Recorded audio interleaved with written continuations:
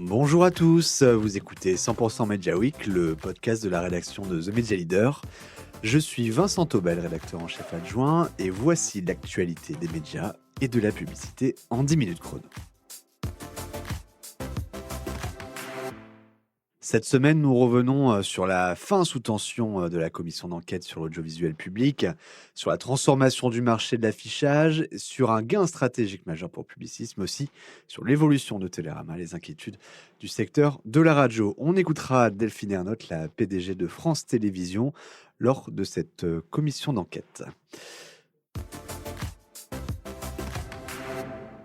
Mais avant de l'écouter, on commence par une actualité marquante cette semaine, le gain du budget Microsoft par Publicis. Selon les Échos, le groupe français récupère un contrat estimé à plus d'1 milliard de dollars par an, jusqu'ici détenu par Dentsu. Un succès majeur qui confirme la dynamique du groupe sur le new business, mais au-delà du gain média, c'est aussi un partenariat technologique qui se renforce, notamment autour de l'intelligence artificielle. Une illustration de plus de l'évolution du métier d'agence aujourd'hui. Il ne s'agit plus seulement d'acheter des espaces, mais de proposer des solutions intégrées mêlant data, technologie et création. Le secteur accélère sa transformation pour mieux s'inscrire dans les standards du marché digital, peut-on lire sur The Media Leader. C'est Mobimétrie qui mesure les audiences de l'affichage, qui veut désormais proposer une mesure unifiée, comparable à celle des plateformes. L'enjeu est simple, rendre le média plus lisible et plus activable pour les annonceurs.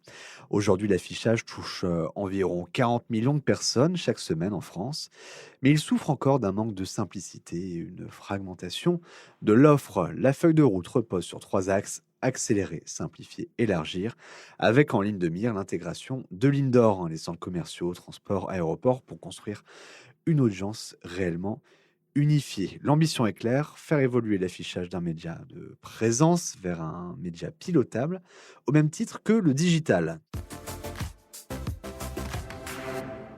En clôture de la matinée de The Future of TV Advertising Paris, organisée par The Media Leader, et quelques heures avant l'audition de Delphine Ernotte devant la commission d'enquête parlementaire sur l'audiovisuel public, Stéphane Sidbon-Gomez, directeur des antennes et des programmes, est revenu sur la stratégie Streaming First de France Télévisions dans un contexte de pression budgétaire et de recomposition du marché audiovisuel.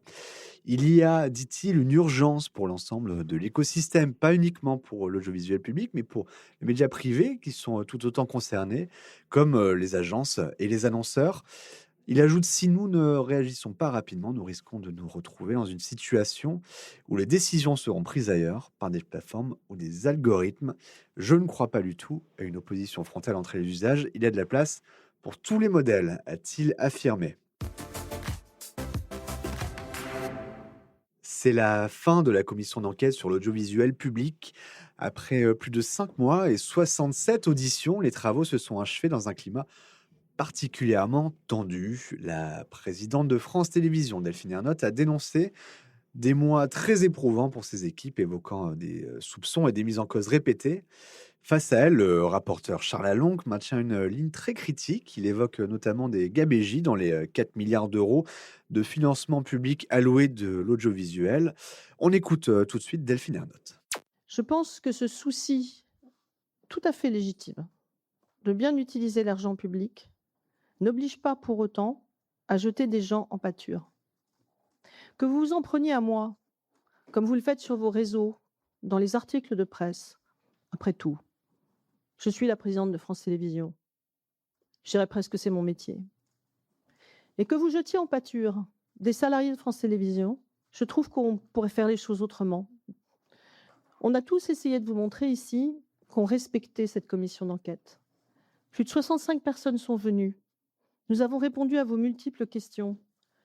Je ne crois pas que qui que ce soit se soit énervé dans les salariés de France Télévisions qui sont venus ici répondre à vos questions parfois exigeantes. J'aurais attendu en retour un peu de respect. Au-delà de ces échanges, c'est bien une confrontation plus large qui s'est dessinée, hein, autour de la neutralité, et du rôle du service public. Le rapport final est attendu dans les prochaines semaines. Il pourrait déboucher sur des propositions législatives. Du côté des médias, Télérama poursuit sa transformation. Le guide Sortir devient désormais Télérama Paris, indique le groupe Le Monde.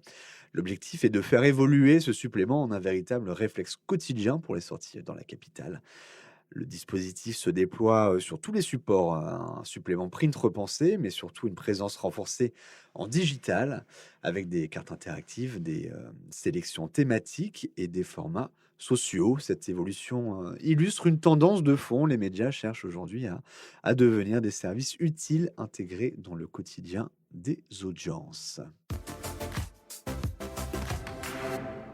Enfin, un sujet plus discret mais stratégique, la réorganisation des fréquences FM. L'Alliance de la radio s'oppose au projet porté par Radio France et le ministère de la Culture, qui concerne environ 300 fréquences, selon le Figaro. Ce plan prévoit notamment un basculement partiel vers le numérique pour certaines stations et un renforcement d'autres réseaux publics. Les radios privées dénoncent une méthode jugée opaque et regrettent de ne pas avoir été associées aux discussions. Elles craignent un déséquilibre du marché, notamment sur le plan publicitaire, et demandent davantage de concertation. Voilà pour l'essentiel de l'actualité des médias et de la publicité cette semaine. Merci pour votre écoute. On se retrouve sur toutes les plateformes d'écoute et sur themedialeader.com. À très bientôt pour un nouvel épisode de 100% Media Week. À très vite.